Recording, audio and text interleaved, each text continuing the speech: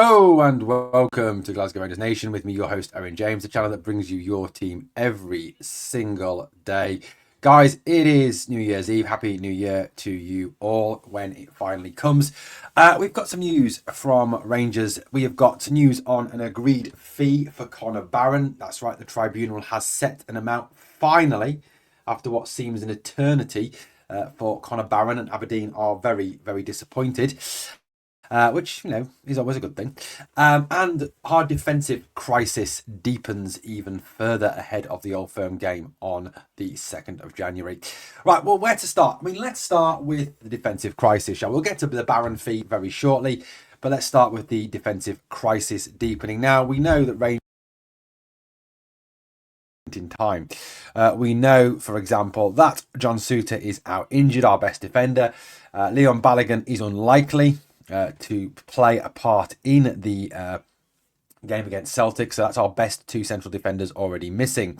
So we've got a defence that looks like with Tav, Sterling, Proper and Hjefte playing. So, look, that's what it was looking like. But then, obviously, today it was announced that the defensive injury crisis had got even worse. Well, some of you might say it got better, kind of, in a roundabout way. But the lack of players is not always a good thing, depending on, even, it doesn't really matter who they are, just the lack of numbers is not a good thing. This is what Phillipe Clement said at his press conference today, and this is kind of like the bit I want to talk about. He talked a lot of other things and just a lot of the usual crap that he comes out with, and I'll be honest with you, I've kind of just started to ignore what he says now because it's irrelevant. He said a small chance Leon Balogun can return. We will see after his individual work. So there's an outside chance where, Balogun could come back, but, will sports science allow him to risk Leon Balogun, or will sports science tell him that he can't play Leon Balogun? And to be perfectly honest with you, depending on the severity of whatever that injury was that Balogun picked up, would you really want to risk him in a game against Celtic? Maybe if we were playing St Johnstone or Ross County, you may be more inclined to put him in there because realistically, he's not going to come under as much pressure and have to work as hard as he will do against Celtic.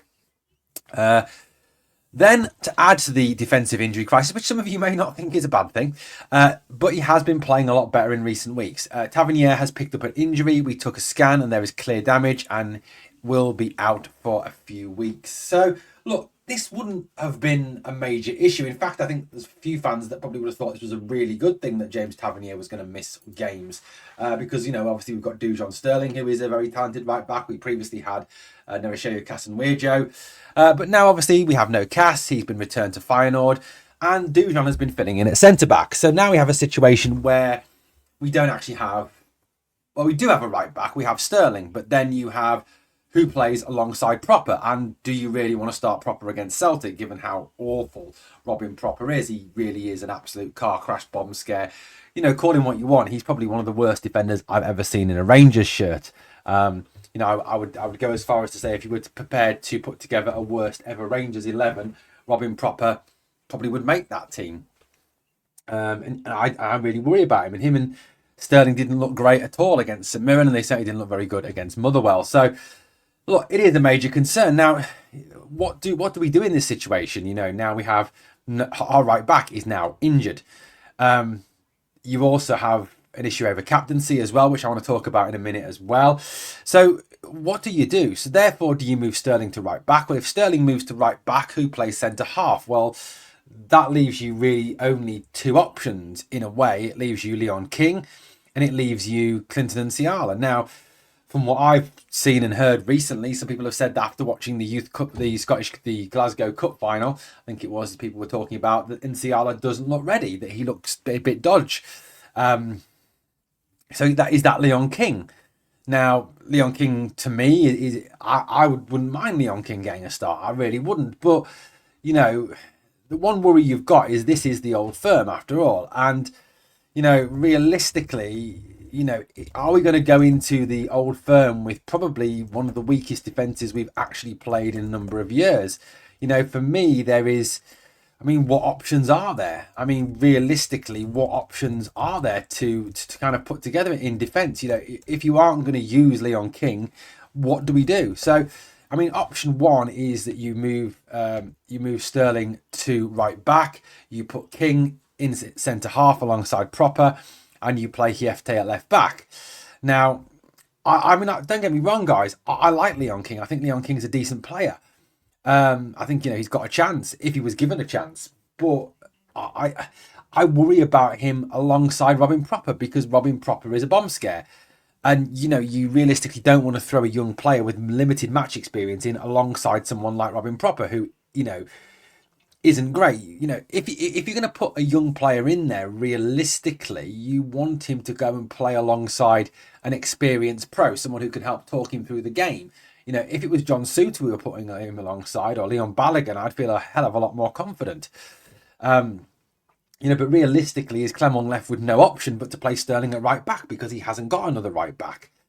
Hiefte at left back. I mean, another option, I suppose, is to play one of the left backs as a right back, but then you've got a back four with three full backs in, which to me weakens that back four substantially even more than it is now. So, this defensive injury crisis has just suddenly got a whole lot worse. And I also think it buys Phillipe Clement a bit of a free pass that, if we are to lose to Celtic on Thursday, then this is going to come out as one of the excuses as to why we lost, given all these players that are missing from the defence. So it gives him a bit of an out, doesn't it? It gives him a bit of an escape plan.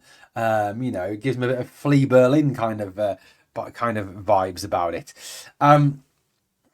So that's one issue. I mean, another issue, like I said, my feelings on Tavernier. That I think his time's up. But who do you go to as captain? Well, now this is going to be Butland. But Butland, excuse me, is in dreadful form and looks absolutely shot to shit in terms of his confidence. So, is he the best person to captain a Rangers team against Celtic? So if not him, where do you go? But realistically, is the manager going to give the captain's armband to anyone else other than Butland because of the fact that Balogun's out, he's a possible captain. Souttar's out, he's a possible captain. Looking forward, Raskin, no. Barron, no. Dio, no. Hadji, no. Tierney, no. Danilo, no. Hamza, no. So there's not really any other options there. So there's that kind of guarantee in a way that Butland has to start because he's got to be the captain because there is no other options. It really does, severely limit Big Phil's options going into this game. And no matter what you feel about the manager in terms of should he stay, should he go, you've got to kind of feel for him a little bit when it comes to all these injury issues in the defence. You really genuinely have. Now, guys, I'd love to know your thoughts. What would your back four be going into the game? Who would you start in goal? And who's your captain for the game? Let me know in the comments. Right, news on Conor Barron. So Conor Barron's come in this season. He was a free transfer, but we knew that we'd have to agree a fee with Aberdeen, a compensation fee, because he's a young player that came through the Aberdeen system. And one of the things that was kind of put in place, that even if you lost a young player who you had developed and brought through your academy system, was that you would have to whoever the club was that were taking them off your hands, even at the end of their contract, would have to pay you some sort of compensation fee, as if kind of like a reward fee for finding the player and developing the player.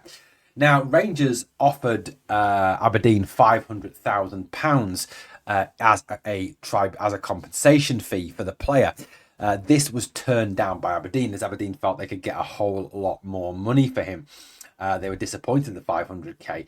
Now, one thing I'm going to say, in terms of the way this has been done, I genuinely believe that this has, really left a bit of a sour taste in the mouth of both parties because of the length of time it has taken for this tribunal to come together and this tribunal to agree a fee. You kind of wonder how it's taken nearly 6 months to put together a tribunal, for 6 months to come to an understanding. Is it that this tribunal can only meet in December? Is it, is one of the tribunal members Father Christmas and can he only meet after he's done all his work? Is that the case? Or is it the fact that, that they've got so much work on that this is the only time they can work? I don't know what the issue is, but the length of time that is taken for this to be agreed, I think for both clubs, is utterly ludicrous. Now, the fee that has been set by the tribunal in terms of compensation to be paid by Rangers to Aberdeen is £600,000, which I think, to be honest with you, is a bit of a bargain for Barron. That is it. It's not, there's no sell-on in that. There's nothing else. So that if, in 18 months to 2 years' time, we decide that we can sell Barron and we can raise a bit of money for him, say £5, £6, £7 million, Aberdeen don't get a penny of that. It all comes to the club.